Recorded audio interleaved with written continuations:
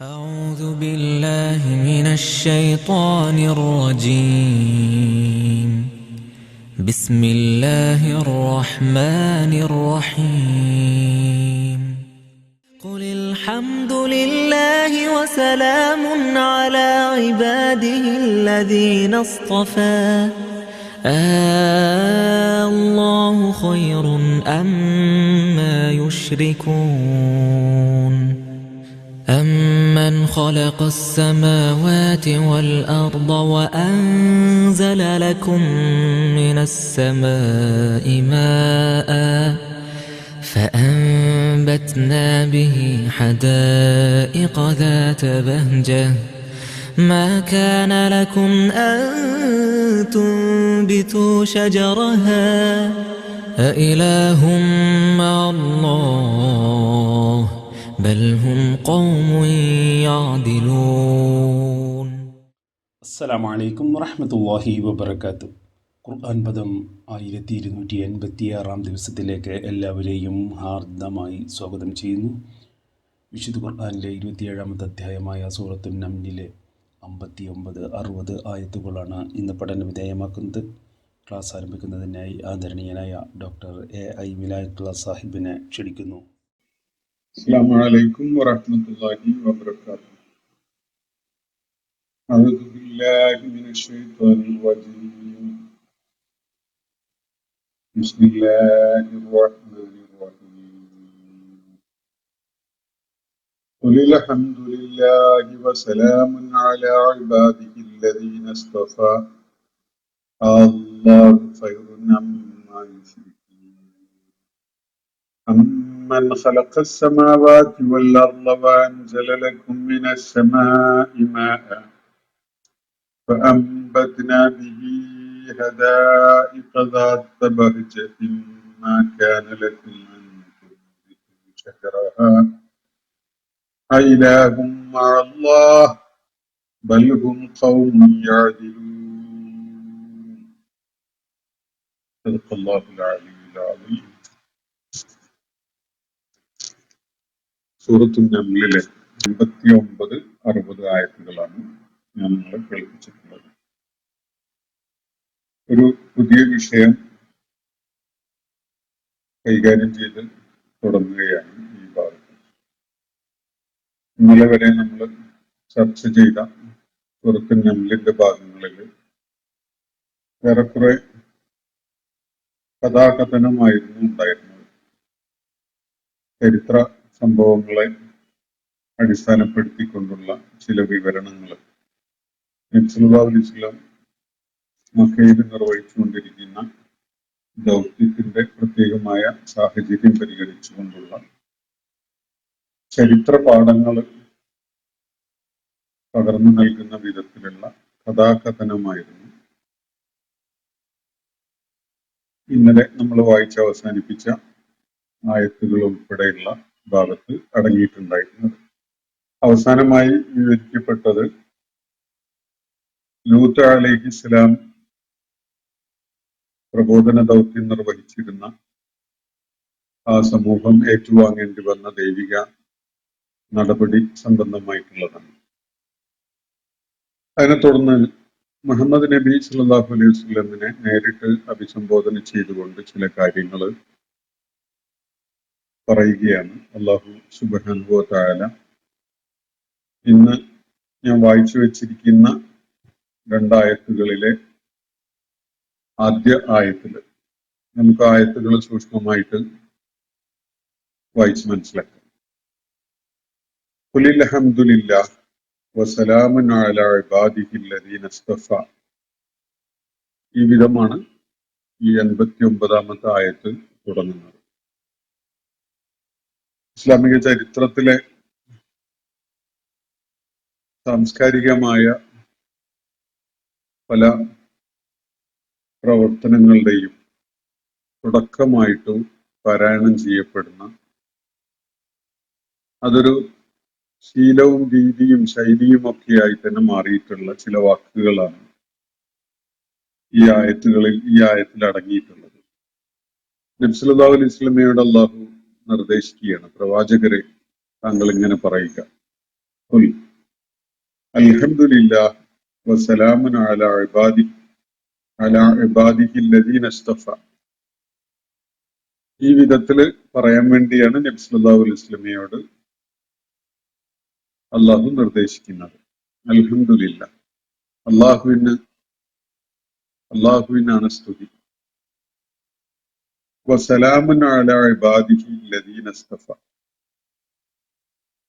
ഉത്കൃഷ്ടരായി ശ്രേഷ്ഠരായി തെരഞ്ഞെടുക്കപ്പെട്ടിരിക്കുന്ന, അല്ലെങ്കിൽ അവൻ തെരഞ്ഞെടുത്തിരിക്കുന്ന അവന്റെ ദാസന്മാർക്ക് സമാധാനം.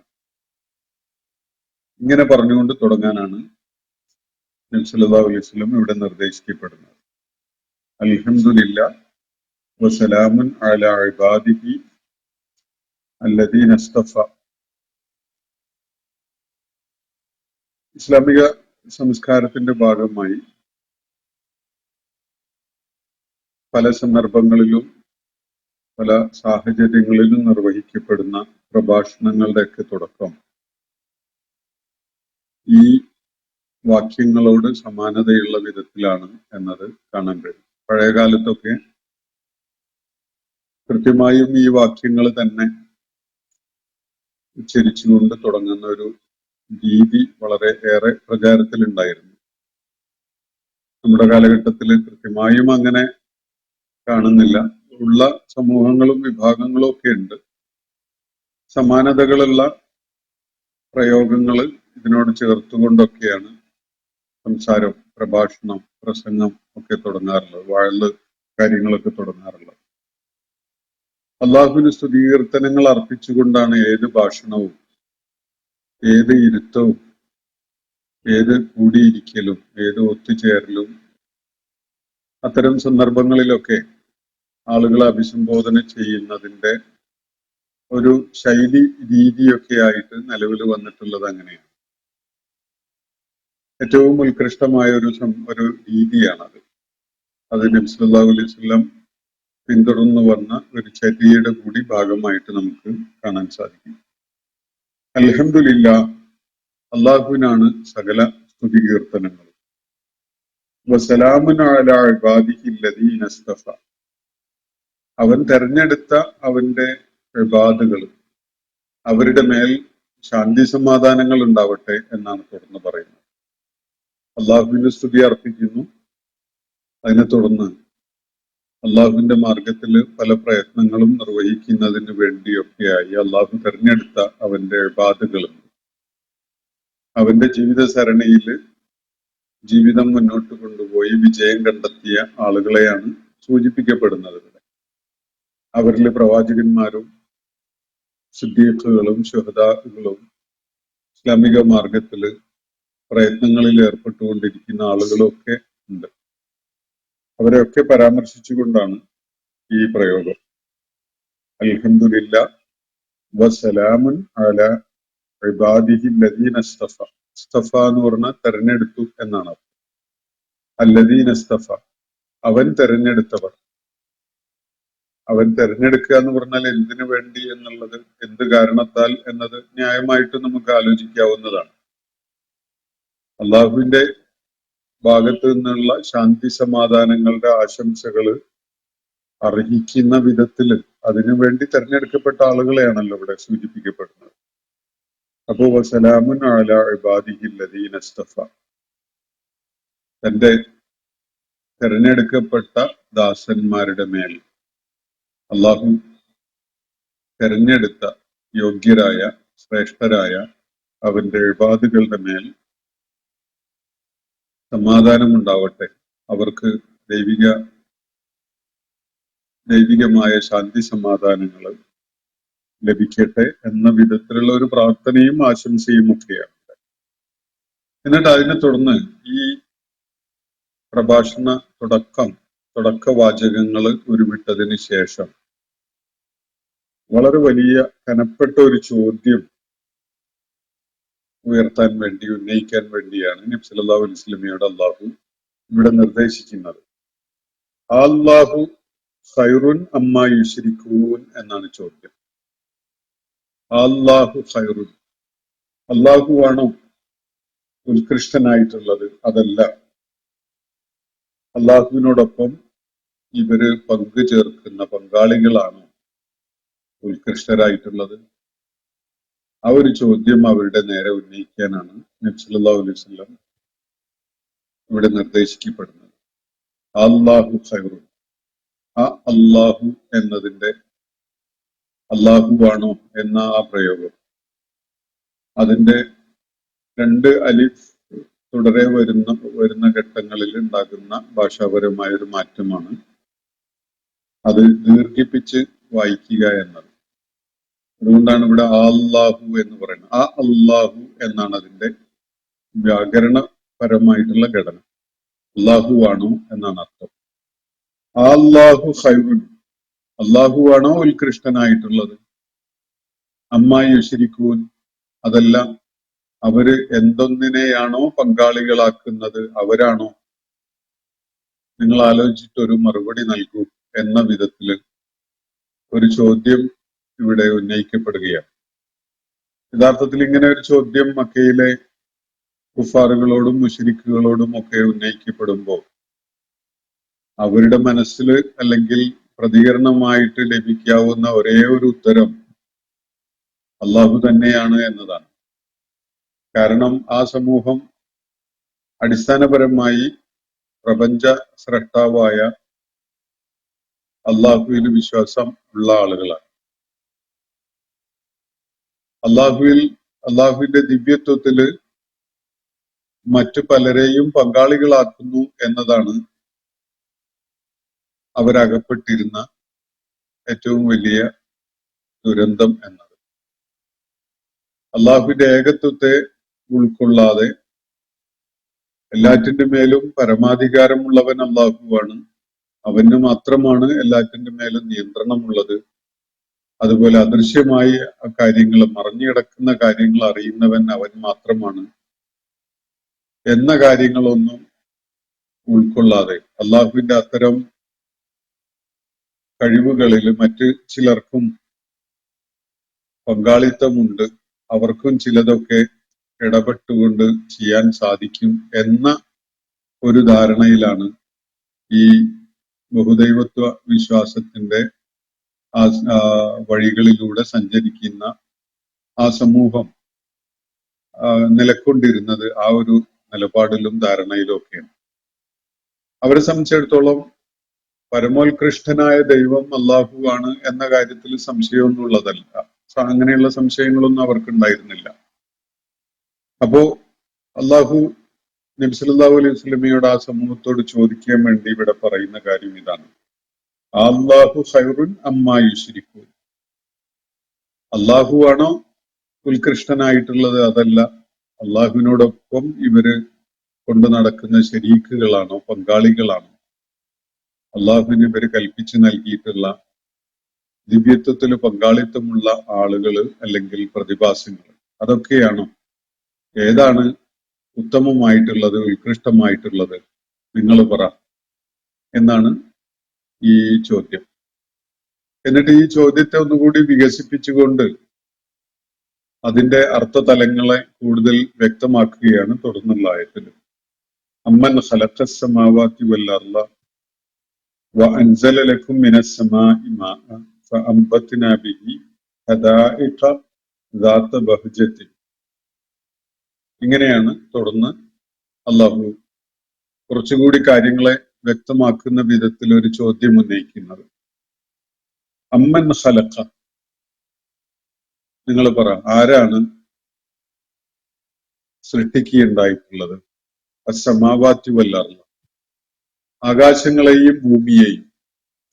ആകാശങ്ങളെയും ഭൂമിയെയും ആര് സൃഷ്ടിച്ചു എന്നാണ് നിങ്ങൾ കരുതുന്നത്? ഒരു ഭാഗത്തിവിടെ അള്ളാഹുവാണ്, മറുഭാഗത്ത് ഇവര് പ്രാധാന്യം കൽപ്പിക്കുന്ന ദിവ്യത്വത്തിൽ പങ്കാളിത്തമുള്ള അവരെ ആരാധിക്കുന്ന അവരുടെ ആരാധനാപാത്രങ്ങളാണ്, അവരുടെ ശരീക്കുകളാണ്. അപ്പൊ ചോദ്യം, ആരാണ് ആകാശങ്ങളെയും ഭൂമിയെയും സൃഷ്ടിക്കുകയുണ്ടായത്? അൻസല ലക്കും മിനസ് സമാഇ മാഅ, നിങ്ങൾക്കായിട്ട് ആകാശത്ത് നിന്ന് മഴ വർഷിപ്പിച്ചു തന്നത് ആരാണ്? ഫഅംബത്നാ ബിഹി ഹദായിഖ ദാത്ത ബഹ്ജത്തിൻ. എന്നിട്ട് അങ്ങനെ മഴ വർഷിപ്പിച്ചു തന്നുകൊണ്ട് നിങ്ങൾക്കായി തോട്ടങ്ങളെ മുളപ്പിച്ച് വളർത്തി ഉണ്ടാക്കി തന്നിട്ടുള്ളത് ആരാണ്? ദാത്ത ബഹ്ജത്തിൻ, അതീവ സുന്ദരമായ, കാഴ്ച ഭംഗിയുള്ള, അത്യാകർഷകമായ തോട്ടങ്ങളെ, ഉദ്യാനങ്ങളെയൊക്കെ നിങ്ങൾക്കായി മുളപ്പിച്ച് വളർത്തി ഉണ്ടാക്കി തന്നിട്ടുള്ളത് ആരാണ്? ഇതാണ് ചോദ്യമായിട്ട് ഉന്നയിക്കാൻ വേണ്ടി അള്ളാഹു ഇവിടെ നിർദ്ദേശിക്കുന്നത്, അല്ലെങ്കിൽ അള്ളാഹു അത്തരം ഒരു ചോദ്യം ഇവിടെ ഉന്നയിക്കുന്നത്. അപ്പോ ആളുകളുടെ മനസ്സിലൊരു ചിന്ത രൂപപ്പെട്ടു വരുന്ന വിധത്തിലാണ് ഈ കാര്യങ്ങൾ ഇവിടെ ഉന്നയിക്കപ്പെട്ടിട്ടുള്ളത്. നിങ്ങളൊന്ന് വിലയിരുത്തി നോക്കൂ. ആകാശങ്ങളുടെ സൃഷ്ടികർമ്മം നടത്തിയത് ആരാണ്? ഭൂമിയെ സൃഷ്ടിച്ചത് ആരാണ്? ആകാശത്ത് നിന്ന് മഴ ഇറക്കി തന്നത് ആരാണ്? ആ മഴ പ്രയോജനപ്പെടുന്ന വിധത്തില് വലിയ ഉദ്യാനങ്ങളും തോട്ടങ്ങളും അതീവ സുന്ദരമായ കാഴ്ച ഭംഗിയുള്ള അത്യാകർഷകമായ ഉദ്യാനങ്ങളും തോട്ടങ്ങളും ഒക്കെ നിങ്ങൾക്കായിട്ട് മുളപ്പിച്ച് വളർത്തി ഉണ്ടാക്കി തന്നത് ആരാണ്? നിങ്ങളെ കൊണ്ട് നടക്കുന്ന ശരീക്കുകൾക്ക് അവയിൽ വല്ല പങ്കുണ്ടോ? അവർ വല്ല കോൺട്രിബ്യൂഷനും ഈ കാര്യത്തിൽ നടത്തിയിട്ടുണ്ടോ? അതല്ല, ഇതൊക്കെയും ചെയ്തത് അള്ളാഹുവാണോ? നിങ്ങൾ പറ, ആലോചിച്ചിട്ട് പറ. ഇതാണ് ചോദ്യം. അമ്മൻ ഖലഖസ്സമാവാതി വൽ അർള വ അൻസല ലക്കും മിനസ്സമാഇ മാഅ ഫഅംബത്നാ ബിഹി ഹദായിഖ ദാത്ത ബഹ്ജത്തിൻ. അപ്പൊ അതീവ സുന്ദരമായ അത്യാകർഷകമായ തോട്ടങ്ങളെ, ഉദ്യാനങ്ങളെ ഒക്കെ നിങ്ങൾക്കായി മുളപ്പിച്ചുണ്ടാക്കി വളർത്തി വളരെ ആകർഷകമായ വിധത്തിൽ നിങ്ങളുടെ മുന്നിൽ ഒരുക്കി വെച്ചിരിക്കുന്നത് ആരാണ്? എന്നിട്ട് അള്ളാഹു അതിനിടക്ക് ഒരു ഇടവാചകം, ഒരു പാരന്തറ്റിക്കൽ ക്ലോസ്, ഒരു കാര്യം സ്റ്റേറ്റ് ചെയ്യാണ് അതിൽ. മാഖാന ലക്കും അൻ തുംബിതു ശജറഹ. ഈ ഉദ്യാനങ്ങളുടെ വൃക്ഷങ്ങളെ മുളപ്പിച്ചുണ്ടാക്കാൻ നിങ്ങൾക്ക് ഏതായാലും സാധിക്കുമായിരുന്നില്ലല്ലോ. മാഖാന ലക്കും, നിങ്ങൾക്ക് കഴിയുന്ന ഒരു കാര്യമായിരുന്നില്ലല്ലോ. അൻ തുംബിതു ശജറഹ, ഈ ഉദ്യാനങ്ങളുടെ, അള്ളാഹു ഇവിടെ പരാമർശിച്ചിട്ടുള്ള ഉദ്യാനങ്ങളിലെ വൃക്ഷങ്ങളെ മുളപ്പിച്ചുണ്ടാക്കാൻ നിങ്ങൾക്ക് കഴിയുമായിരുന്നില്ലല്ലോ. വിത്ത് മണ്ണില് മൂടിയിടുക എന്നത് നിങ്ങൾക്ക് സാധിച്ചിട്ടുണ്ട്. വളം ചേർക്കാനും വെള്ളം ഒഴിച്ചു കൊടുക്കാനും ഒക്കെ നിങ്ങൾക്ക് കഴിയും. പക്ഷെ അവയെ മുളപ്പിച്ചുണ്ടാക്കി ഒരു വൃക്ഷമാക്കി വളർത്തിയെടുക്കുന്നത് അത് നിങ്ങൾക്ക് സാധിക്കുന്ന ഒരു കാര്യമാണോ? നിങ്ങൾ ചെയ്തതാണത് എന്ന അവകാശവാദം നിങ്ങൾക്കുണ്ടോ? ഇല്ലെങ്കിൽ പിന്നെ അത് നിങ്ങൾക്ക് വേണ്ടി ചെയ്തത് ആരാണ്? ഇതാണ് ചോദ്യം. മാഖാനലക്കും, നിങ്ങൾക്ക് ഏതായാലും സാധിക്കുമായിരുന്നില്ലല്ലോ. അൻതുംബിതു ഷജറഹ, അവയിലെ വൃക്ഷങ്ങളെ മുളപ്പിച്ചുണ്ടാക്കുക എന്നത് വളരെ കുറിക്കുകൊള്ളുന്ന, ചിന്ത ഉണർത്തുന്ന ഒരു ചോദ്യമാണ്. ഞാൻ നേരത്തെ സൂചിപ്പിച്ചു, വിത്ത് കുഴിച്ചിടാനും മണ്ണില് മൂടിയിടാനും വളം നൽകാനും വെള്ളം ഒഴിച്ചു കൊടുക്കാനും അതുപോലെ തന്നെ സൂര്യപ്രകാശം ലഭ്യമാവുന്ന വിധത്തില് ആ ചുറ്റുപാടൊക്കെ തയ്യാറാക്കി വെക്കാനൊക്കെ നിങ്ങൾക്ക് സാധിച്ചു എന്ന് വരും. നിങ്ങൾക്കത് കഴിയും. എന്നാൽ വിത്ത് മുളപ്പിക്കുന്നതും അതിനെ നാമ്പിട്ട് ഇലകൾ വരുന്ന വിധത്തില് സ്പ്രൗട്ട് ചെയ്യാൻ അവസരം ഉണ്ടാക്കി കൊടുക്കുന്നതും അത് അങ്ങനെ ഒരു ചെടിയായി വളർത്തി അതിനെ ഒരു വൃക്ഷമാക്കി ഒക്കെ മാറ്റുന്നത് അത് നിങ്ങളാണ്, നിങ്ങൾക്ക് ചെയ്യാൻ പറ്റുന്ന ഒരു കാര്യമാണ് എന്ന അവകാശവാദം നിങ്ങൾക്കുണ്ടോ? ഇല്ലല്ലോ, നിങ്ങൾക്കത് പറ്റുകയില്ലല്ലോ. അങ്ങനെയാണെങ്കിൽ പിന്നെ ആരാണത് നിങ്ങൾക്കായി ചെയ്തു തന്നിട്ടുള്ളത്? അള്ളാഹുവാണോ? അതല്ല നിങ്ങളെ ഈ കൊണ്ടു നടക്കുന്ന നിങ്ങളുടെ ശരീക്കുകളാണോ എന്നതാണ് ഇവിടെ ഉന്നയിക്കപ്പെടുന്ന ചോദ്യം. ആ ഇലാഹും മഅല്ലാഹ്, ഇനി നിങ്ങൾ ആലോചിച്ചിട്ട് പറ, ആ ഇലാഹും മഅല്ലാഹ്, അള്ളാഹുവിനോടൊപ്പം മറ്റേതെങ്കിലും ആരാധ്യന്മാരുണ്ടോ? അതോ ഇതൊക്കെയും അള്ളാഹു ചെയ്തതാണ് എന്നാണോ നിങ്ങളുടെ അഭിപ്രായം അല്ലെങ്കിൽ നിലപാട്? ആ ഇലാഹും മഅല്ലാഹ്, ബൽ, അങ്ങനെയല്ല. അങ്ങനെ ഒരിക്കലും ഇല്ല. മറിച്ച് ഹും ഖൗമുൻ യഅദിലൂൻ, അവര് പലരെയും സമന്മാരാക്കുന്ന ഒരു സമൂഹമാണ്. അള്ളാഹുവിനോടൊപ്പം തുല്യതയുള്ള, അള്ളാഹുവിന് സമന്മാരായ ചിലരെയൊക്കെ സ്വീകരിച്ച് കൊണ്ട് നടക്കുന്ന ഒരു സമൂഹമാണ് ഇവര്, വഴി പിഴച്ചു പോയ ഒരു സമൂഹമാണ് ഇവര് എന്നാണ് തുടർന്ന് പറയുന്നത്. അപ്പോ വളരെ ചിന്തോദ്ദീപകമായ ചില ചോദ്യങ്ങളാണ് ഇവിടെ ഉന്നയിക്കപ്പെട്ടിരിക്കുന്നത്. ഈ സൂറത്തിന്റെ പിന്നിട്ട ഭാഗത്ത് മുഖ്യമായും പ്രതിപാദിക്കപ്പെട്ടിരുന്ന അള്ളാഹുവിന്റെ ഏകത്വത്തിലുള്ള വിശ്വാസം എന്ന സംഗതിയുമായി വളരെ ചേർന്ന് കിടക്കുന്ന, ആശയപരമായി പൊരുത്തപ്പെടുന്ന ഒരു കാര്യം തന്നെയാണ് ഇവിടെ ഉള്ളത്, ഈ പുതിയ പ്രഭാഷണത്തിൽ ഉന്നയിക്കപ്പെട്ടിരിക്കുന്നത്. നേരത്തെ നമ്മളുടെ ചോദ്യോത്തര വേളയിൽ ഉന്നയിക്കപ്പെട്ട ചില ചോദ്യങ്ങൾ, ആ ചോദ്യങ്ങളുടെ പശ്ചാത്തലത്തിൽ ഈ ആയത്തുകൾ ഒന്ന് പുനർവായന നടത്തുന്നത് വളരെ ഫലപ്രദമായിരിക്കും. ഒരുപാട് ദൈവങ്ങളെയും വിഗ്രഹങ്ങളെയും ആൾദൈവങ്ങളെയും ഒക്കെ ആഘോഷപൂർവ്വം കൊണ്ടു നടക്കുന്ന സമൂഹങ്ങൾ ആലോചിക്കേണ്ട ഒരു കാര്യം, ഈ കാര്യങ്ങളിൽ അവർക്കൊക്കെ എന്ത് റോളാണുള്ളത്, എന്ത് പങ്കാണ് അവർ വഹിക്കുന്നത് എന്നതാണ്. ആകാശങ്ങളെയും ഭൂമിയെയും സൃഷ്ടിച്ചതും ആകാശത്തു നിന്ന് മഴ വർഷിപ്പിച്ചു തരുന്നതും ചെടികളെയും വൃക്ഷങ്ങളെയും ഒക്കെ വളർത്തി ഉണ്ടാക്കി വലിയ ആകർഷകമായ തോട്ടങ്ങളും ഉദ്യാനങ്ങളും ഒക്കെ ഒരുക്കി തന്നതും, അതുപോലെ അവയിലെ ചെടികളെയും മരങ്ങളെയും മുളപ്പിച്ചുണ്ടാക്കിയതും ഒക്കെ ആരാണെന്നാണ് ഇവർ കരുതുന്നത്? അതില് ഇവര് കൊണ്ടു നടക്കുന്ന പങ്കാളികൾക്ക് വല്ല പങ്കുമുണ്ടോ? അതോ പ്രപഞ്ച സൃഷ്ടാവായ അള്ളാഹു ചെയ്യുന്ന കാര്യങ്ങളാണത് എന്നത് തന്നെയാണോ നിങ്ങളുടെ നിലപാട്? ഇതാണ് ഉന്നയിക്കപ്പെടുന്ന ചോദ്യം. ശരീക്കുകളായിട്ട് പരിഗണിക്കപ്പെടുന്ന ഇവരുടെ ആരാധ്യന്മാർ, അവർക്ക് ആരാധിക്കപ്പെടുന്നതിന് കാരണമാകുന്ന വിധത്തിലുള്ള യാതൊരു യോഗ്യതയും അർഹതയും ഇല്ല എന്ന കാര്യം സ്ഥാപിക്കപ്പെടുകയാണ് ഇവിടെ പരോക്ഷമായിട്ട്. ബുദ്ധിയുള്ളവർക്ക് മനസ്സിലാക്കാൻ, ആലോചിച്ച് ഉൾക്കൊള്ളാൻ കഴിയുന്ന വിധത്തിൽ. യഥാർത്ഥത്തിൽ അള്ളാഹുവും ഈ ശരീക്കുകളും തമ്മിൽ ഒരു താരതമ്യം തന്നെ ഇല്ല.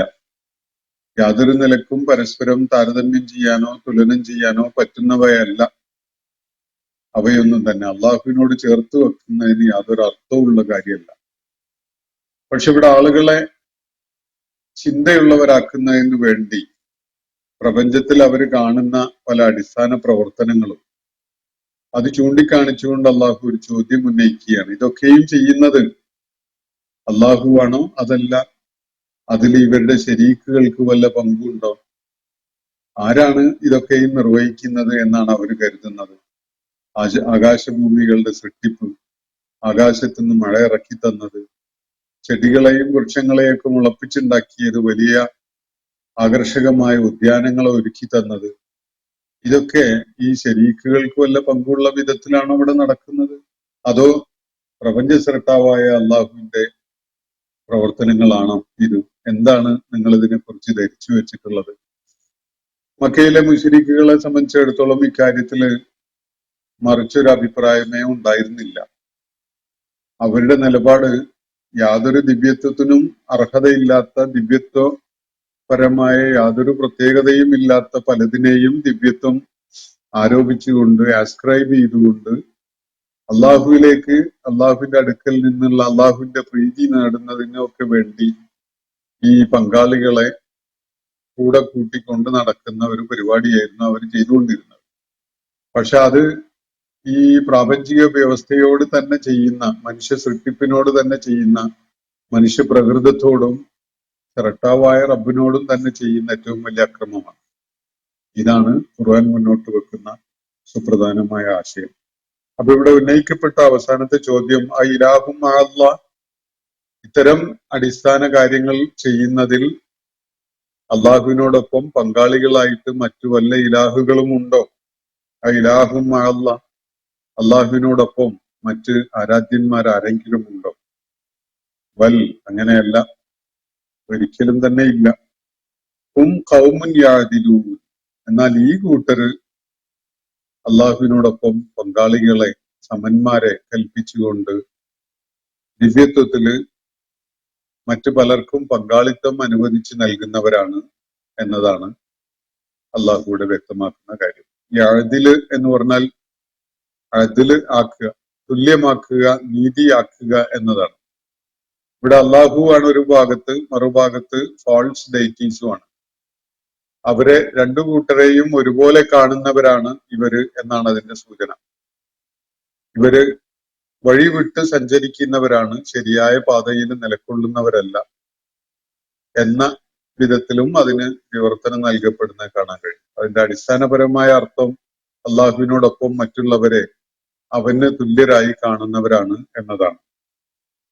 അവരുടെ നിലപാട് അങ്ങനെയാണ് എന്നാണ് ഇവിടെ സൂചിപ്പിക്കപ്പെടുന്നത്. അപ്പോ വളരെ പ്രാധാന്യമുള്ള, വളരെ ദാർശനിക തലത്തിൽ തന്നെ ഉൾക്കൊള്ളേണ്ട, അടിസ്ഥാന യുക്തി വെളിപ്പെടുത്തുന്ന ചില കാര്യങ്ങളാണ് ഈ പ്രഭാഷണത്തിന്റെ തുടക്കം മുതൽ പങ്കുവെക്കപ്പെടുന്നത്. അതിന്റെ വിശദാംശങ്ങൾ നമുക്ക് തുടർന്നുള്ള സെഷനുകളിൽ, തുടർന്നുള്ള ആയത്തുകൾ പാരായണം ചെയ്യുമ്പോൾ മനസ്സിലാക്കാൻ സാധിക്കും ഇൻഷാ അല്ലാഹ്. ചില ആയത്തുകൾ ഇതിനോട് ചേർത്ത് വെച്ച് നമ്മൾ ഉൾക്കൊള്ളുന്നത് നല്ലതായിരിക്കും. ഒരു ഹദീസില്, ഞാൻ ആ ഹദീസ് വ്യക്തമാക്കിക്കൊണ്ട് തുടർന്ന് ഉള്ള ആയത്തുകളിലേക്ക് കടക്കാം. ഈ ഇതിൽ ഉന്നയിക്കപ്പെട്ടിരിക്കുന്ന ചോദ്യം ഉണ്ടല്ലോ, ആ ഇലാഹും അല്ലാഹ് എന്നുള്ള, അല്ല അതിന്റെ മുകളിൽ അമ്മൻ ഖലഖസ് സമാവാതി വൽ അർള എന്ന് തുടങ്ങിയിട്ടുള്ള ആ ഭാഗത്തും അതിന്റെ മുകളില് അല്ലാഹു ഖൈറുൻ അമ്മാ യുശ്രികൂൻ, അല്ലാഹു ആണോ ഉത്കൃഷ്ടനായിട്ടുള്ളത്, അതല്ല അവരുടെ ശരീക്കുകളാണോ എന്ന ചോദ്യത്തിന് നബി സല്ലല്ലാഹു അലൈഹി വസല്ലം പറയാറുണ്ടായിരുന്ന ഒരു മറുപടി, അദ്ദേഹം ഒരു ആത്മകഥം പോലെ പറയാറുണ്ടായിരുന്ന ഒരു വാചകം ഇങ്ങനെയാണ്: ബലില്ലാഹു ഖൈറും വ അബ്ഖ. ഇങ്ങനെയല്ല, അള്ളാഹുവാണ് ഏറ്റവും ഉത്കൃഷ്ടനായതും എന്നെന്നും നിലക്കൊള്ളുന്നവനും, വ അജല്ലു വ അക്രം, ഏറ്റവും ഉദാരനും അതുപോലെ ഏറ്റവും മഹത്വമുടയവനും അള്ളാഹു ആകുന്നു എന്ന് നബി സല്ലല്ലാഹു അലൈഹി വസല്ലം ഈ ആയത്തിനോടുള്ള പ്രതികരണമായിട്ട് പറയാറുണ്ടായിരുന്നു എന്ന ഹദീസുകളിൽ കാണാം. ബലില്ലാഹു ഖൈറും വ അബ്ഖ വ അജൽ വ അക്രം എന്ന്. ഏറ്റവും ജലാലത്തുള്ളവനും അതുപോലെ കറാമത്തുള്ളവനും എന്നെന്നും നിലനിൽക്കുന്നവനും ഏറ്റവും ഉത്കൃഷ്ടനുമായവൻ അള്ളാഹു തന്നെയാണ് എന്ന ഒരു പ്രതികരണം ഈ ആയത്തിനോട് നടത്തുന്ന ഒരു ശീലം നബി സല്ലല്ലാഹു അലൈഹി വസല്ലമക്ക് ഉണ്ടായിരുന്നു എന്നത് ഈ ഹദീസ് വെളിപ്പെടുത്തുകയാണ്. യഥാർത്ഥത്തില് ഇവിടെ ഉന്നയിക്കപ്പെട്ട ഒരു ചോദ്യം ഒരു റെറ്റോറിക്കൽ ക്വസ്റ്റ്യൻ ആണ്. ആ ചോദ്യത്തിനുള്ള ഉത്തരം അതിൽ അടങ്ങിയിട്ടുണ്ട്, അല്ലെങ്കിൽ ഉത്തരം ജനങ്ങളുടെ മനസ്സിലും ആ ചുറ്റുപാടിലും അന്തരീക്ഷത്തിലും ഒക്കെ ആയിട്ട് നിറഞ്ഞു നിൽക്കുന്നുണ്ട്. അക്കാര്യം മറ്റ് പല സൂറത്തുകളിലെയും ആയത്തുകളിൽ വ്യക്തമാക്കപ്പെട്ടതാണ്. ഒന്ന് രണ്ട് ആയത്തുകൾ നിങ്ങളെ കേൾപ്പിക്കാം. ഒന്ന്, വലഇൻ സഅൽതഹും മൻ ഖലഖസ് സമാവാതി വൽ അർള, ആകാശങ്ങളെയും ഭൂമിയെയും ആര് സൃഷ്ടിച്ചു എന്ന് താങ്കൾ അവരോട് ചോദിക്കുകയാണെങ്കിൽ ലയഖൂലന്ന, അവര് പറയും, ഖലഖഹുന്നൽ അസീസുൽ അലീം, അത്യുത്കൃഷ്ടവാനും എല്ലാം അറിയുന്നവനുമായ അള്ളാഹുവാണ് ആകാശങ്ങളെയും ഭൂമിയെയും സൃഷ്ടിച്ചിട്ടുള്ളത് എന്നാണ് അവർ പറയുക. ഇത് മക്കയിലെ മുശ്രിക്കുകളുടെ കാര്യത്തിലാണ്, അല്ലെങ്കിൽ അതുപോലെയുള്ള സമൂഹങ്ങളുടെ നിലപാട് സംബന്ധമായിട്ടാണ് ഇവിടെ പറയുന്നത്. അപ്പോ ഒരു പ്രപഞ്ച സൃഷ്ടാവ് എന്ന ഒരു അടിസ്ഥാന ദൈവത്തിലുള്ള വിശ്വാസം ഇവർക്കൊക്കെ ഉണ്ട്. മറ്റൊരു ആയത്തില് പറയുന്നത് പോലെ ഇൻ സഅൽതഹും മൻ ഖലഖഹും, ഇവയൊക്കെ ആര് സൃഷ്ടിച്ചു എന്ന് താങ്കൾ അവരോട് ചോദിക്കുകയാണെങ്കിൽ ലയഖൂലന്ന അല്ലാഹ്, അവർ പറയും അല്ലാഹുവാണ് എന്നത്. മുശ്രിക്കുകളെ പരാമർശിച്ചുകൊണ്ട് തന്നെയാണ് ഈ പറയുന്നത്. അതുപോലെ മറ്റൊരു ആയത്തില് വല ഇൻ സഅൽതഹും മൻ നസല മിനസ് സമാഇ മാഅ, ആകാശത്ത് നിന്ന് ആരാണ് മഴ ഇറക്കി തന്നത്, ഫഅഹ്യാ ബിഹിൽ അർള മിൻ ബഅദി മൗതിഹ, എന്നിട്ട് ഭൂമിയെ അതിന്റെ മൃതാവസ്ഥയ്ക്ക് ശേഷം അതിനെ ജീവസുറ്റതാക്കി മാറ്റുകയും ചെയ്തത് ആരാണ് എന്ന് അവരോട് ചോദിച്ചാൽ ലയഖൂലുന്ന, അവര് പറയുക അല്ലാ എന്നാണ്. ലയഖൂലുന്ന അല്ലാ, അള്ളാഹുവാണ് അത് ചെയ്തിരിക്കുന്നത് എന്നാണ് അവർ പറയുക. മറ്റൊരിടത്ത് ഖുൽ മൻ യർസുഖുക്കും മിനസ് സമാഇ വൽ അർദ്, ആകാശങ്ങളിൽ നിന്നും ഭൂമിയിൽ നിന്നുമായിട്ട് നിങ്ങൾക്ക് നിങ്ങളുടെ ഭക്ഷ്യ പദാർത്ഥങ്ങൾ തരുന്നത് ആരാണ്, നിങ്ങളുടെ റിസ്ക് തരുന്നവൻ ആരാണ്. അമ്മൻ യംലികു സമഅ വൽ അബ്സാറ, കേൾവിയും കാഴ്ചകളും ഉടമപ്പെടുത്തിയിട്ടുള്ളത് ആരാണ്. വമൻ യുഖ്രിജുൽ ഹയ്യ മിനൽ മയ്യിത്ത്, മൃതാവസ്ഥയിൽ നിന്ന് ജീവനുള്ള അവസ്ഥ കൊണ്ടുവരുന്നവൻ ആരാണ്. വയുഖ്രിജുൽ മയ്യിത്ത മിനൽ ഹയ്യ്, ജീവനുള്ള അവസ്ഥയിൽ നിന്ന് മൃതാവസ്ഥ പുറത്തു കൊണ്ടുവരുന്നവൻ ആരാണ്.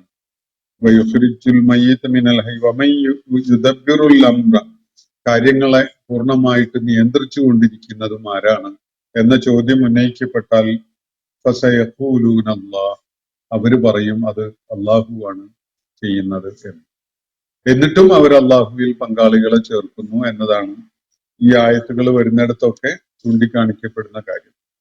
അപ്പോ സ്രഷ്ടാവും നിയന്താവുമായി അള്ളാഹു തന്നെയാണുള്ളത് എന്നത് ഈ സമൂഹം അംഗീകരിക്കുന്നുണ്ട്. എല്ലാ മുശ്രിക്ക് സമൂഹങ്ങളും അടിസ്ഥാനപരമായിട്ട് ഒരു ഒരു പരമേശ്വരൻ എന്ന് പറയാവുന്ന, എല്ലാറ്റിനും ഉപരിയായിട്ടുള്ളവനായ ഒരു അള്ളാഹു, ഒരു ദൈവം എന്ന ആശയം നിലനിർത്തുന്നുണ്ട്, അല്ലെങ്കിൽ അത് ഉൾക്കൊള്ളുന്നുണ്ട്. അതേസമയം അള്ളാഹുവിന്റെ ദിവ്യത്വത്തില് പങ്കാളികളെ ചേർക്കുന്നു എന്നതാണ് അത് ജീവിച്ചിരിപ്പുള്ളവരും അല്ലാത്തവരുമായ പലരെയും ദിവ്യത്വത്തിൽ പങ്കാളിത്തമുള്ളവരായിട്ടാണ് അവര് പരിഗണിക്കുന്നത്. അതേപോലെ തന്നെ ഇത്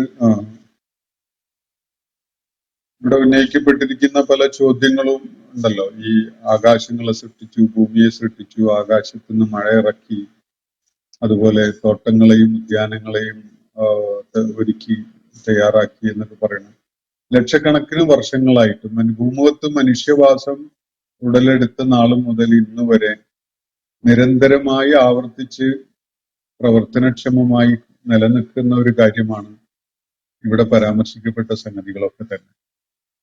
ആ കാര്യം നിർവഹിച്ചത് ഇന്നോ ഇന്നലെയോ കടന്നു വന്ന് നാളെയോ മറ്റന്നാളോ ഇവിടുന്ന് അപ്രത്യക്ഷമാകുന്ന, അല്ലെങ്കിൽ നശ്വരതയുടെ എല്ലാ ലക്ഷണങ്ങളും ഉള്ള പ്രതിഭാസങ്ങളോ വ്യക്തികളോ ഒക്കെയാണ് ഇവ നിയന്ത്രിച്ചു കൊണ്ടിരിക്കുന്നത് എന്ന് ഇവർക്ക് അവകാശവാദമുണ്ടോ എന്നാണ് ഇവിടെ ഉന്നയിക്കപ്പെട്ടിരിക്കുന്ന ചോദ്യങ്ങളുടെ അതിന്റെ വളരെ സുപ്രധാനമായ ഒരു തലം.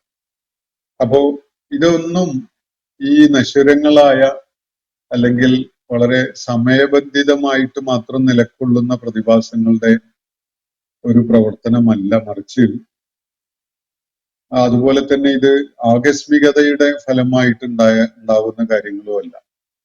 നിരന്തരമായി ദിനരാത്രങ്ങൾ മാറിക്കൊണ്ടിരിക്കുന്നു, ഋതുഭേദങ്ങൾ ഉണ്ടാവുന്നു, മഴ വരുന്നു, ഇവിടെ സസ്യലതാദികളൊക്കെ തഴച്ചു വളരുന്നു, കായികനികൾ ഉൽപ്പാദിപ്പിക്കപ്പെടുന്നു. ഇത് മനുഷ്യനും ജീവജാലങ്ങൾക്കും പ്രയോജനകരമായ വിധത്തിൽ നടക്കുന്നു. ഇതിനൊന്നും ആസൂത്രിതമായ ഒരു സജ്ജീകരണം, ഒരു കേന്ദ്രീകൃതമായ ആസൂത്രണം ഇല്ല എന്ന് പറയാൻ ഈ സമൂഹങ്ങളൊന്നും നേരത്തെ സന്നദ്ധമാവാറുണ്ടായിരുന്നില്ല എന്നതാണ് ഇവിടെ ചൂണ്ടിക്കാണിക്കപ്പെടുന്ന കാര്യം. അപ്പോ ആ വിഷയം ഞാൻ അവിടെ അവസാനിപ്പിക്കുകയാണ്. ഇതുമായി ബന്ധപ്പെട്ടുകൊണ്ടുള്ള തുടർ പ്രഭാഷണങ്ങളിൽ വളരെ ശ്രദ്ധേയമായ പ്രാധാന്യമുള്ള പല ഇൻഫർമേഷനും നമുക്ക് കണ്ടെത്താൻ സാധിക്കും. നമുക്ക് അതിലേക്ക് മറ്റൊരവസരത്തിൽ തുടർന്നുള്ള സെഷനുകളിൽ ആ കാര്യങ്ങൾ കൈകാര്യം ചെയ്യാം. ചില ചോദ്യങ്ങൾ ഇവിടെ വന്നിട്ടുള്ള ചിലതൊക്കെ അത് വായിച്ച് പ്രതികരണം നൽകാമെന്ന് വിചാരിക്കുകയാണ്. പ്രപഞ്ചത്തിൽ അള്ളാഹു ഇല്ല എന്ന് പറയുമ്പോൾ അള്ളാഹു ഇത് ഉന്നയിച്ചിരിക്കുന്ന ചിന്മയെയാണ് നേരത്തെ നൽകിയ പ്രതികരണങ്ങളോടുള്ള പ്രതികരണമായിട്ടാണ് വന്നിരിക്കുന്നത്. അപ്പൊ ഈ പ്രപഞ്ചം എന്ന ഈ പ്രതിഭാസത്തില് അള്ളാഹു ഇല്ല, അള്ളാഹു പരിമിതനാണ് എന്ന് വരില്ലേ? ഈ പ്രപഞ്ചത്തിന്റെ ഭാഗമായിട്ട് പ്രപഞ്ചത്തിൽ അള്ളാഹു ഇല്ല എന്ന് പറയുമ്പോൾ എന്നാണ് അദ്ദേഹം ഉന്നയിക്കുന്ന ഒരു ചോദ്യം. അപ്പോ പരിമിതി ദൈവത്തിനെ നിഷേധിക്കുന്ന ഒരു ആട്രിബ്യൂട്ടാണ്. ദൈവത്തിന് പരിമിതനാകാൻ കഴിയില്ല എന്ന് പല ഇസ്ലാമിക പണ്ഡിതരും അവകാശം ഉയർത്തുന്നു എന്നത് എന്താണ് ഇത് സംബന്ധമായിട്ടുള്ള ശരി എന്നാണ് അദ്ദേഹം ചോദിക്കുന്ന കാര്യം. അപ്പൊ ഞാൻ ഇന്നലെ ദ്വൈതമാണ് അദ്വൈതമല്ല എന്ന് പറഞ്ഞ ആ തലത്തിൽ നിന്നുകൊണ്ടാണ് അദ്ദേഹം ഈ ചോദ്യം ഉന്നയിക്കുന്നത്. നേരത്തെ പരബ്രഹ്മം എന്ന് പറഞ്ഞത് എല്ലാറ്റിനെയും സൃഷ്ടിക്കാൻ ഏതൊരു വസ്തുവാണോ ഉപയോഗപ്പെടുത്തപ്പെട്ടിട്ടുള്ളത് അതാണ് പരബ്രഹ്മം. അത് എല്ലാറ്റിലുമുണ്ട്. അത് പദാർത്ഥങ്ങളിലും വസ്തുക്കളിലും, അതുപോലെ ഊർജം, പ്രകാശം പോലെയുള്ള പ്രതിഭാസം, കാലാവസ്ഥ പോലെയുള്ള എല്ലാറ്റിലും അടങ്ങിയിട്ടുള്ളതാണ് അത് എന്ന് പറയുകയുണ്ടായല്ലോ. അപ്പോ ഇത് ഒരു അദ്വൈത ആശയങ്ങളുടെ ഒരു അടിത്തറയായിട്ടുള്ള ഒരു കാര്യമാണ് അദ്ദേഹം പറയുന്നത്. ഇസ്ലാം മുന്നോട്ട് വെക്കുന്ന ദ്വൈതമാണ്. അപ്പോൾ സ്വാഭാവികമായിട്ടും അദ്ദേഹം ഉന്നയിക്കുന്ന ഒരു ചോദ്യം, പ്രപഞ്ചത്തിൽ അള്ളാഹു ഇല്ലെങ്കിൽ പിന്നെ അത് അള്ളാഹുവിന്റെ ഒരു പരിമിതിയല്ലേ? അള്ളാഹുവിന് പ്രപഞ്ചത്തിൽ ഉണ്ടാവാൻ കഴിഞ്ഞില്ല എന്നത് ഒരു പരിമിതിയല്ലേ? പരിമിതിയുള്ളവനല്ലല്ലോ ദൈവം എന്നതാണ്. ഇതിന് യഥാർത്ഥത്തില് തത്വശാസ്ത്രത്തിൽ പറയുന്ന ഒരു പേര് സിലോജിസം എന്നാണ്. കുയുക്തി എന്ന് വേണമെങ്കിൽ മലയാളത്തിൽ പറയാം. ലോജിക്കാണ് മനുഷ്യ ചിന്തയെ ക്രമീകൃതമായിട്ട് ബിൽഡപ്പ് ചെയ്യുന്നതിന് ദർശനത്തില് അല്ലെങ്കിൽ തത്വചിന്തയിൽ ഉപയോഗപ്പെടുത്തപ്പെടുന്ന ഒരു സംഗതി. ചിലപ്പോഴും ചില കുയുക്തികൾ ഉണ്ടാകും.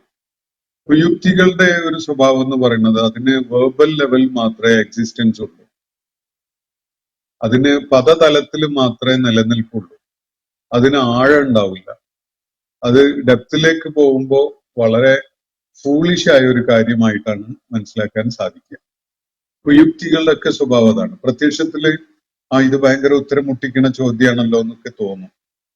എന്നാൽ അതൊന്ന് വിശകലനം ചെയ്ത് ആഴത്തിലേക്ക് അങ്ങ് ഇറങ്ങിച്ചെന്നാല് അത് ഭയങ്കര ട്രാഷാണ്, മഹാ യൂസ്ലെസ് ആയ ഫൂളിഷായ ഒരു ആശയമാണ് എന്നത് മനസ്സിലാക്കാനും സാധിക്കും. അതിനല്പം ബുദ്ധിപരമായ സത്യസന്ധത ആവശ്യമാണ്. അല്ലെങ്കിൽ തർക്കങ്ങളിലേക്ക് പോവുക ആളുകൾ. ആ തർക്കങ്ങൾ കൊണ്ട് സത്യം കണ്ടെത്താൻ ഒരിക്കലും സാധ്യമല്ല. മനസ്സിലാക്കേണ്ട ഒരു കാര്യം, അള്ളാഹുവിന്റെ യുദബ്ബിറുൽ അംറ മിനസ് സമാഇൽ അർള് എന്ന അള്ളാഹുവിന്റെ പ്രഖ്യാപനം, ആകാശത്തുനിന്ന് അല്ലെങ്കിൽ വാനലോകത്തുനിന്ന് ഉപരിലോകത്തുനിന്ന് അവൻ ഭൂമിയിലെ സകലതിനുമായിട്ടുള്ള നിർദ്ദേശങ്ങൾ നിരന്തരം നൽകിക്കൊണ്ടിരിക്കുന്നു. അവന്റെ നിർദ്ദേശപ്രകാരമാണ് പ്രപഞ്ചത്തിലെ ഓരോ സംഗതിയും പ്രവർത്തനക്ഷമമാകുന്നത്. വസിയ കുർസിയുഹു സമാവാതി വൽ അർള്, അവന്റെ അധികാരം ആകാശഭൂമികളുടെ സകല മേഖലകളിലും ചൂഴ്ന്നു നിൽക്കുന്നു എന്നാണ് ഖുർആനിൽ ഒരിടത്ത് പറയുന്നത്. അപ്പൊ സമ്പൂർണമായിട്ട് അവന്റെ അധികാരത്തിലും നിയന്ത്രണത്തിലുമുള്ള ഒരു സംഗതിയാണ് പ്രപഞ്ചം, അല്ലെങ്കിൽ യൂണിവേഴ്സോ മൾട്ടിവേഴ്സോ ഒക്കെയും. ഇതൊക്കെയും തന്നെ അവന്റെ സൃഷ്ടിപ്പാണ്, സമ്പൂർണമായിട്ട് അവന്റെ നിയന്ത്രണത്തിലാണ്. ഒരു ഫ്രാക്ഷൻ ഓഫ് എ സെക്കൻഡിന് പോലും അവന്റെ നിയന്ത്രണത്തിന് വിധേയമല്ലാതെ അത് പ്രവർത്തനക്ഷമമാവുകയില്ല എന്നതാണ് വസ്തുത എന്നിരിക്കെ, ഇവിടെ അള്ളാഹു ഉണ്ടാകുമോ, തൂണിലുണ്ടാകുമോ, തുരുമ്പിലുണ്ടാകുമോ, വെള്ളത്തിലുണ്ടോ, ചാണകത്തിലുണ്ടോ എന്നൊക്കെ ചോദിക്കുന്നത് എന്തൊരു അടിസ്ഥാനരഹിതവും ബുദ്ധിശൂന്യവുമായ ചോദ്യമാണ്. അള്ളാഹുവിന്റെ സൃഷ്ടിപ്പാണ് ഇതൊക്കെയും. അതിനെ ഓരോ സെക്കൻഡിലും അതിന്റെ പ്രവർത്തനം അതിന്റെ പ്രകൃതിപരമായ വിധത്തിൽ നടന്നുകൊണ്ടിരിക്കുന്നത് അവന്റെ തദ്ബീർ കാരണമായിട്ട്, നിരന്തരം അവയ്ക്ക് നൽകിക്കൊണ്ടിരിക്കുന്ന അവന്റെ നിർദ്ദേശങ്ങളും കൽപ്പനകളും കാരണമായിട്ടാണ്. അവന്റെ തദ്ബീർ പിൻവലിക്കുന്നതോടുകൂടി അത് പ്രവർത്തിക്കാനുണ്ടാവും. അത് മറ്റൊന്നായി മാറിയിട്ടുണ്ടാകും, അല്ലെങ്കിൽ അവന്റെ തദ്ബീർ അക്കാര്യത്തിൽ വേറെ ഒന്നായിട്ട് പ്രവർത്തനം ആരംഭിച്ചിട്ടുണ്ടാകും. അങ്ങനെയുള്ള ഒരു സംഗതി. ഇത് ഈ ചോദ്യം പ്രത്യക്ഷത്തില് പദതലത്തിൽ മാത്രം നിലനിൽക്കുന്നതും ആഴത്തിലേക്ക് ആലോചിക്കുമ്പോൾ വളരെ ഫൂളിഷ് ആണെന്ന് മനസ്സിലാവുന്നതുമായ ഒരു കാര്യമാണ്. അതുകൊണ്ട് അള്ളാഹുവിന്റെ പരിമിതിയല്ല, അള്ളാഹുവിന്റെ ആ പരിമേയമായ അവന്റെ ഔന്നത്യമാണ് ഇത് വെളിപ്പെടുത്തുന്നത്. നിങ്ങളുടെ വിരൽത്തുമ്പില് വളർന്നുകൊണ്ടിരിക്കുന്ന നഖം ഒന്ന് നോക്കൂ. അത് വളരുന്നത് എന്തുകൊണ്ടാണ്? അവിടെ അള്ളാഹ് ഉണ്ടാവുകയാണോ വേണ്ടത്? അള്ളാന്റെ അമ്ര പ്രവർത്തനക്ഷമമാവുകയാണോ വേണ്ടത്? അള്ളാന്റെ അള്ളാന്റെ കൽപ്പന പ്രവർത്തനക്ഷമമാകുന്നത് കൊണ്ടാണ് അത് വളർന്നുകൊണ്ടേയിരിക്കുന്നത്. നിങ്ങളുടെ മുടി കാലം കഴിയുമ്പോൾ അതിന്റെ നിറം മാറി വെളുത്തു വരുന്നത് എന്തുകൊണ്ടാണ്? അത് അള്ളാഹു അതിന് നൽകുന്ന നിർദ്ദേശങ്ങൾ അങ്ങനെ നിരന്തരമായി നടപ്പിലാക്കപ്പെടുന്നത് കൊണ്ടാണ്. അപ്പൊ നിങ്ങളുടെ മുടിയിൽ അള്ളാഹു ഉണ്ടോ എന്ന് ചോദിച്ചാൽ ആ ചോദ്യമാണ് തെറ്റ്, അതിനുള്ള ഉത്തരമല്ല തെറ്റ്. അതിന് ഉത്തരം തേടുന്നത് തന്നെ മഹാ അബദ്ധമാണ്. അത് വളരെ ഫൂളിഷ് ആയിട്ടുള്ള ഒരു കാര്യമാണ്. അതാണ് നിങ്ങൾ മനസ്സിലാക്കേണ്ട ഒരു സംഗതി. ഇത് ഞാൻ വെറുതെ പറയല്ല, നിങ്ങൾ തത്വശാസ്ത്രം ഒന്ന് പഠിച്ചു നോക്കൂ. അതിൽ സിലോജിസം എന്ന മലയാളത്തിൽ കുയുക്തി എന്ന് പറയാവുന്ന ചില കാര്യങ്ങളെ കാണാൻ കഴിയും. അതൊന്ന് എക്സ്പ്ലോർ ചെയ്താലും നിങ്ങൾക്ക് കൂടുതൽ വ്യക്തമാവും. അത് സംബന്ധമായിട്ട് കൂടുതലൊന്നും ഈ സന്ദർഭത്തിൽ പറയുന്നില്ല. മറ്റൊന്ന്, ഇസ്ലാം സ്വീകരിക്കുന്നവർക്കെതിരെ പടകൾ നയിക്കപ്പെടാനല്ലേ നിരന്തരം അള്ളാഹു ഖുർആനിലൂടെ ആഹ്വാനം ചെയ്യുന്നത്? ഈ ചോദ്യത്തിന് ഞാൻ ഒരുപാട് തവണ ഉത്തരം പറഞ്ഞിട്ടുണ്ട്. ഇസ്ലാം സ്വീകരിക്കാത്തവർക്കെതിരിൽ പട നയിക്കാൻ ഇസ്ലാം ആരോടും പറഞ്ഞിട്ടില്ല. എന്നാൽ ധിക്കാരികളും അക്രമികളുമായിട്ടൊക്കെ സമൂഹങ്ങളെ അടിച്ചമർത്തുകയും അവരുടെ ചൊൽപ്പടിക്ക് കീഴിൽ നിർത്തുകയൊക്കെ ചെയ്യുന്ന ഭരണാധികാരികളെയും സാമ്രാട്ടുകളെയും ഒക്കെ ഇസ്ലാം വെല്ലുവിളിക്കും. ഇസ്ലാം പിടിച്ച് താഴെ ഇറക്കും. ഒന്നുകിൽ അള്ളാഹുവിന് വഴിപ്പെടുന്നവരായിക്കൊണ്ട് ജനങ്ങളെ സ്വതന്ത്രരാക്കിയിട്ട് നിലനിർത്തണം, അതല്ലെങ്കിൽ ഇസ്ലാമിക സംവിധാനത്തിന് വിധേയപ്പെട്ടുകൊണ്ട് അള്ളാഹുവിന്റെ വ്യവസ്ഥിതിയിൽ മനുഷ്യർക്ക് അള്ളാഹു അനുവദിച്ച സ്വാതന്ത്ര്യം നൽകിക്കൊണ്ടുള്ള ഒരു സമീപനത്തിലേക്ക് അവർ വരേണ്ടതുണ്ട് എന്നതാണ് ഇസ്ലാമിന്റെ സംബന്ധമായിട്ടുള്ള നിലപാട്. അപ്പോ നമസ്കാരങ്ങള് ഇതിനുള്ള സൈനിക പരിശീലനമാണ് എന്നാണ് നിങ്ങൾ പറയുന്നതെങ്കിൽ ഞാനൊരു കാര്യം ചോദിച്ചോട്ടെ. കോടിക്കണക്കിന് ആളുകള് മധ്യപൗരസ്ത്യ ദേശത്ത് നിരന്തരം ജമാഅത്തായിട്ട് നമസ്കരിച്ചുകൊണ്ടിരിക്കുന്നുണ്ട്, എല്ലാ ദിവസവും 5 നേരവും. അതുകൂടാതെ റംസാനില് സംഘടിത നമസ്കാരമായിട്ട് തറാവീഹ് നടക്കുന്നുണ്ട്. ഇങ്ങനെയൊക്കെ സംഘടിതമായിട്ട് സൈനികമായ രീതിയിൽ നടന്നിട്ട് ഒരു മൂത്രമൊഴിച്ചാല് മുങ്ങിപ്പോകുന്ന മാത്രം, ഇവരൊക്കെ കൂടി എണീറ്റൊന്ന് മൂത്രമൊഴിച്ചാല് മുങ്ങിപ്പോകാൻ മാത്രമുള്ള ഒരു ടെറിട്ടറി മാത്രമേ ഉള്ളൂ ഇസ്രായേൽ. എന്നിട്ട് അവരോട് സൈനികമായിട്ട് മുന്നേറാൻ അവർക്ക് കഴിയുന്നില്ലല്ലോ. അപ്പൊ ഇതെന്ത് എത്രത്തോളം ഫലപ്രദമായ ഒരു സൈനിക പരിശീലനമാണെന്നാണ് നിങ്ങൾ പറയുന്നത്? അതേ സമയത്ത് ഒരു സോഷ്യൽ ഡിസിപ്ലിൻ നമസ്കാരം കൊണ്ട് ഉണ്ടാവുന്നുണ്ട്. തീർച്ചയായിട്ടും അത് ലക്ഷ്യം വെക്കപ്പെടുന്നുണ്ട്. സൈനിക പരിശീലനം വേറെ നടക്കേണ്ടതുണ്ട് ആവശ്യമുണ്ടെങ്കിൽ.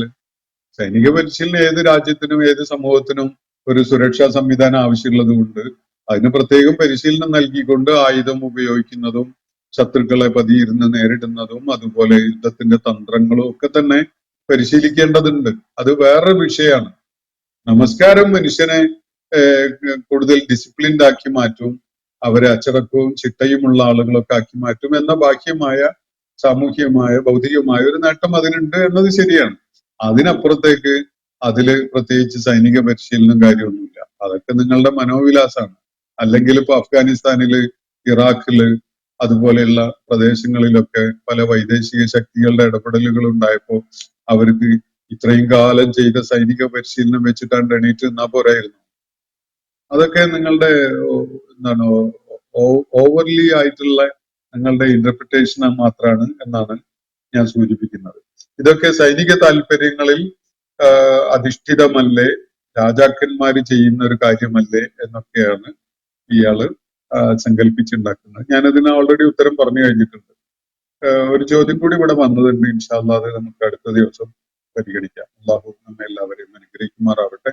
വാഖിർ ദഅ്വാനാ അനിൽ ഹംദുലില്ലാഹി റബ്ബിൽ ആലമീൻ. അസ്സലാമു അലൈക്കും വറഹ്മത്തുള്ളാഹി വബറകാതുഹു. ഇന്നത്തെ ഖുർആൻ പദം ഇവിടെ സമാപിക്കുന്നു. ഖുർആൻ പഠനത്തിൽ പങ്കെടുത്ത എല്ലാവർക്കും അല്ലാഹു അർഹമായ പ്രതിഫലം നൽകി അനുഗ്രഹിക്കട്ടെ. വആഖിർ ദഅ്വാനാ അനിൽ ഹംദുലില്ലാഹി റബ്ബിൽ ആലമീൻ. അസ്സലാമു അലൈക്കും വറഹ്മത്തുള്ളാഹി വബറകാതുഹു.